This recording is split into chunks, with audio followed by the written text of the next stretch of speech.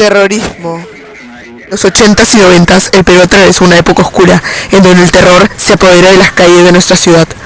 Un hecho que desató caos en nuestra población fue la toma de la casa del embajador de Japón, en donde el MRTA lideró un plan maestro que inicialmente tomó como rehenes a 700 civiles, entre diplomáticos, oficiales del gobierno y militares que fueron víctimas de estos terroristas. A continuación, escucharemos el testimonio de Andrés Romero, un civil de 49 años que presenció desde fuera la toma de la casa del embajador.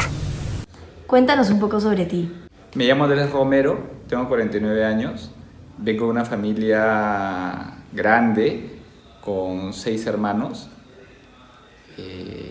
Voy a cumplir 20 años de casado y tengo 3 hijos. ¿Cómo viviste durante la época del terrorismo? El terrorismo da sus primeras manifestaciones en el año 1980, cuando yo tenía 10 años. A diferencia de lo que tú vives hoy en día, nosotros en esa época pasamos situaciones impensables, como por ejemplo, casi todas las semanas escuchabas explosiones. Después del sonido sabíamos qué es lo que venía. Nos quedábamos sin luz, Lima se quedaba a oscuras. Toda la época del terrorismo, por lo menos yo la viví hasta los 22 años. Puedes pensar que parte de mi preadolescencia y adolescencia, las familias vivían con un miedo especial, y entonces las salidas de nosotros, los jóvenes, eran recontra restringidas porque los papás se morían de miedo de que a la hora de salir no regresaras o que pasaras por una comisaría, por una calle donde reventaba un coche bomba. Ahora que es época de las fiestas, de la prom y toda la historia, en nuestra época o en mi época, esas fiestas era de toque a toque, ¿no? Había toque de queda y entonces llegabas a la fiesta y no podías salir hasta que se levantaba el toque de queda a las 6, 7 de la mañana. Son cosas que tú no te imaginas, pero que sucedían en esa época. Algo que parecía lejano para todos los que vivíamos en distritos tradicionales, los atentados permanentes, llegó el día en que ya no eran tan lejanos como en distritos en la periférica de Lima, sino que hubo una tarde-noche que sentimos una explosión, pero que parecía que hubiera sido acá a la vuelta de la esquina, y resultó ser que pusieron un coche bomba con una carga de dinamita importante en la calle Tarata, en Miraflores, y en ese momento realmente todos nos dimos cuenta de que el terrorismo había llegado ya a límites impensables. ¿Qué estabas haciendo el 17 de diciembre de 1996? No me vas a creer, pero fui de repente una de las personas más piñas, porque ese día estuve en una reunión en una casa que quedaba al frente de la residencia del embajador del Japón.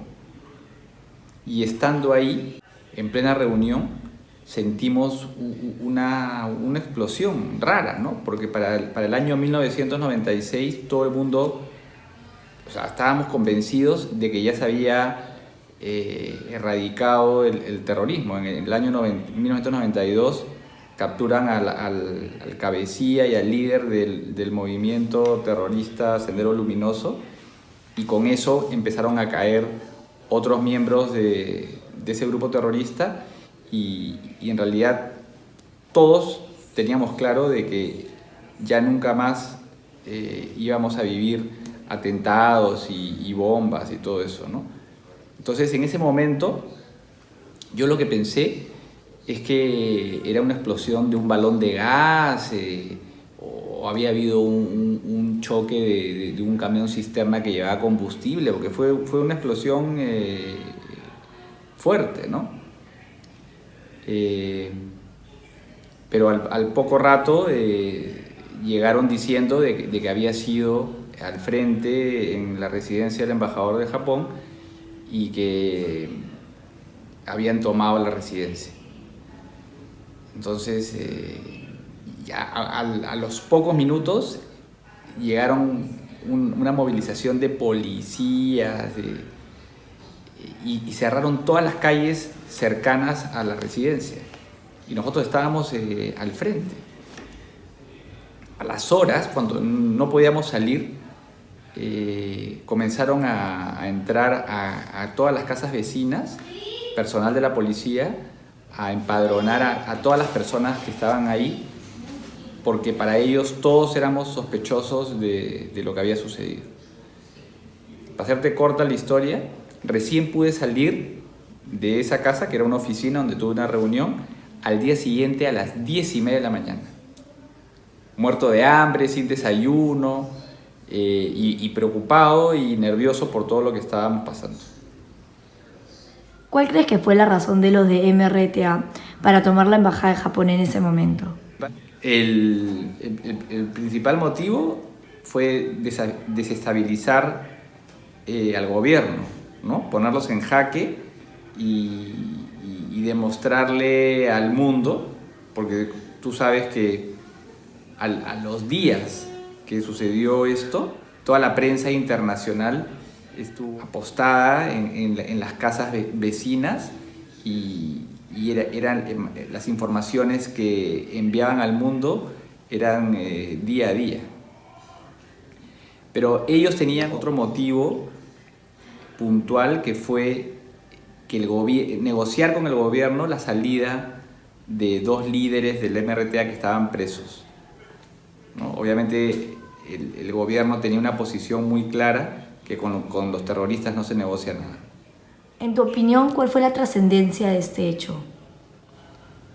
O sea, es indudable que esta toma de rehenes fue nefasto para el país. O sea, puso al Perú en el ojo de todo el mundo, obviamente por un hecho malo. Lo rescatable es que en la historia el trabajo impecable de los comandos peruanos y el trabajo hecho para rescatar y superar esta crisis de toma de rehenes, ¿no? ¿Qué opinas sobre la estrategia que usó la Policía Nacional para salvar a los rehenes?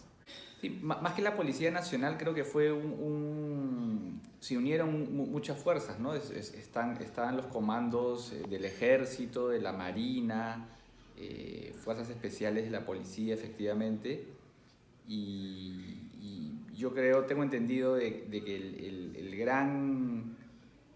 la gran idea de replicar los túneles que hay en la fortaleza de Chavín de Huántar fue del presidente de ese momento, Alberto Fujimori.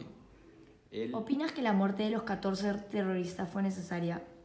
No sé si fue necesaria, pero en todos estos días de crisis, habían mediadores que hablaban con los miembros de este grupo terrorista, el MRTA, y en todo momento se les plantearon salidas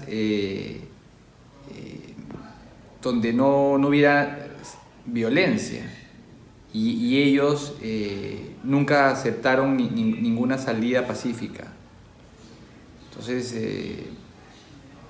al final, el objetivo de rescatar a los rehenes no tuvo ningún tipo de consideración a los secuestradores, ¿no? ¿Cómo piensas que debe actuar una persona frente a la situación que tú estuviste? Bueno, en realidad, ante cualquier situación de incertidumbre, de no saber qué es lo que está sucediendo, creo que el primer paso es preguntar y llegar a saber qué es lo que pasa, ¿no? Y en base a eso, evaluar cuáles son los riesgos que tienes de hacer una cosa u otra, ¿no? pero definitivamente lo que no se debe hacer es tener una reacción y